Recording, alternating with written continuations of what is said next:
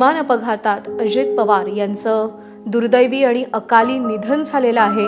महाराष्ट्राच्या राजकारणातला एक विजनरी नेता म्हणून अजित पवारांकडे पाहिलं जायचं। जेव्हा जेव्हा ते एबीपी माझाच्या माझा महाराष्ट्र माझा विजन या कार्यक्रमात यायचे तेव्हा देखील महाराष्ट्राच्या प्रगतीसाठीचं त्यांचं विजन अत्यंत चोख होतं। अजित पवारांच्या निधनानंतर आता बीडमध्ये सुद्धा बंद पाळला जातोय आणि उत्स्फूर्तपणे बारामतीमध्ये देखील बंद पाळला गेलेला आहे। मैंने बात की सुप्रिया जी से भी और उनकी मैसेज से भी। Thank you.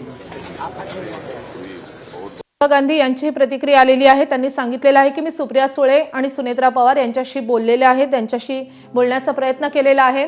दिल्लीमध्येही जेव्हा ही बातमी कळाली तेव्हा सगळ्यांवर शोककळा पसरलेली आहे।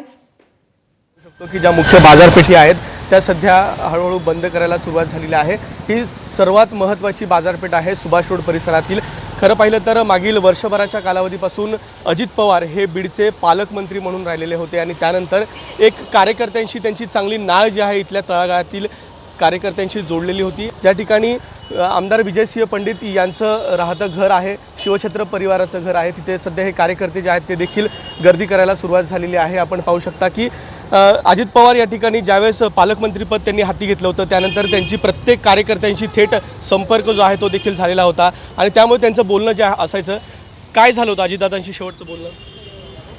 अजितदादा महाग सहकार भवनच्या उद्घाटनाच्या वेळेस उनकी दुखद घटना पर उनको श्रद्धांजलि देते हैं।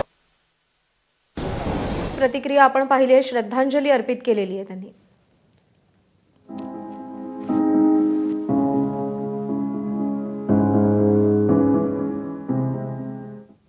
ही घटना घडली आहे।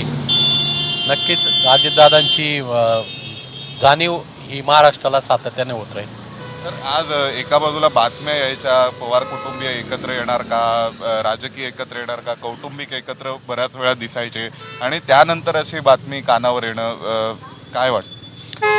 जे आता तुम्ही सगळ्यांनी बघितलंय की बऱ्यापैकी अजितदादा आणि पवार साहेब असतील, सुप्रियाताई हे वारंवार एकमेकाला भेटत होते। महानगरपालिकेच्या इलेक्शनमध्ये देखील एकत्रितपणे निवडणूक लढवली होती आणि त्यामुळे साहजिकच सगळ्यांना अपेक्षा होत्या की पवार कुटुंबीय एकत्र आलं पाहिजे आणि महाराष्ट्राच्या भल्यासाठी त्यांचं एकत्र येणं खूप गरजेचं आहे अशी सर्वसामान्य जनता म्हणत होती। परंतु नियतीने हा घाला या सगळ्यात महाराष्ट्रावरती किंवा पवार कुटुंबियावरती घातलाय। फार मोठं कधी न भरून येणारं नुकसान या निमित्ताने झालंय। सर, काही आठवणी आहेत तुमच्या खासगी वैयक्तिक? अजितदादा, आता मी तसा एक सर्वसामान्य कार्यकर्ता होतो आणि मागच्या वर्षी अजितदादा इथे दिल्लीमध्ये आले पवार साहेबांना भेटण्यासाठी। जसे यावर्षी आले होते तसं मागच्या वर्षी आले होते आणि आम्ही नुकतेच निवडून आलेलो होतो। तर त्यावेळेस अजितदादांनी शोक में है, समझ नहीं आ रहा है कैसे इतना बड़ा हादसा हुआ।